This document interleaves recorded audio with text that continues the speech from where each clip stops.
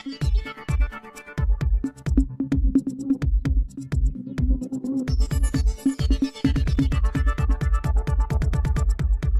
Complex आहेत तिकडे.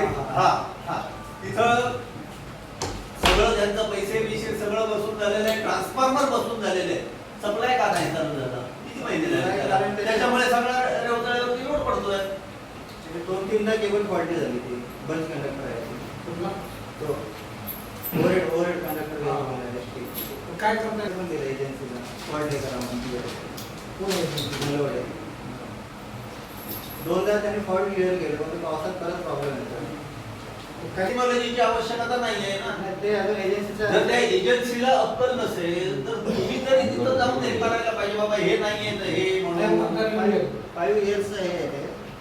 हो मान्य आहे ना, परंतु तुमचे कॉन्ट्रॅक्ट तुमचे नियम आणि हे काय जे काय असेल त्याच्या लोकांना त्रास कशाला? पैसे भरून झाले. 5 वर्ष त्यानेच करायला पाहिजे कॉन्ट्रॅक्टर ज्याने काम केलं. हो मग त्याच्याकडनं करून घेण्याची जबाबदारी आमची आहे का? लेटर वगैरे दिलेलं आहे सगळं.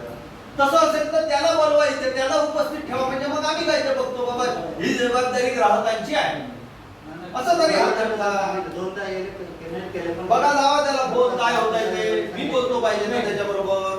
तो आदर्श नगर ते सांगतात पैसे भरले सगळ्या गोष्टी झाल्या म्हणतात. जात आहे तुमच्याकडे कशाबद्दलचं जो कमी दाबाचा पुरवठा आहे या कमी दाबाच्या पुरवठ्याच्या बद्दल सातत्याने एकच महावितरणकडनं सांगितलं जातंय की खारेपाटण लाईन तो सप्लाय हे असल्यामुळे आम्ही इकडनं दिलाय. आणि हे काही फक्त इकडचंच आहे अशातला विषय नाही. हा काय फक्त मालवणचाच प्रश्न आहे अशातला विषय नाही.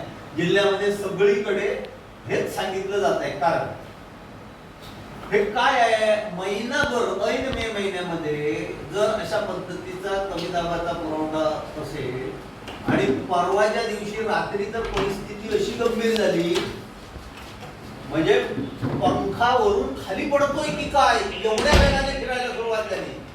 म्हणजे मला त्या पंख्याच्या आवाजाने जाग आली दचकून.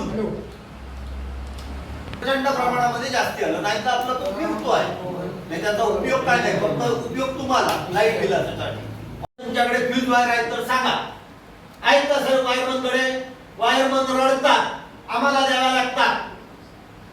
हे वास्तव नाही आहे तर सांगा हो तुम्ही. आम्हाला पण तसंच सांगितलं. आम्हाला पण चेंज करायची आहे, अजून केली नाही. मी आता अर्ज घेऊन आली आहे आणि काल रात्री आम्ही 1:30 वाजता आम्हाला वायर द्यायला सांगतात. तुम्ही या विषयावरती नंतर जाऊया. 5 अँपिअरच्या फ्यूज वायर तुमच्याकडे आहेत का सांगा मला. मागवलंय, टेंडर काढलंय त्यांनी आता. म्हणजे तोपर्यंत ग्राहकांनी अंधारात राहायचं.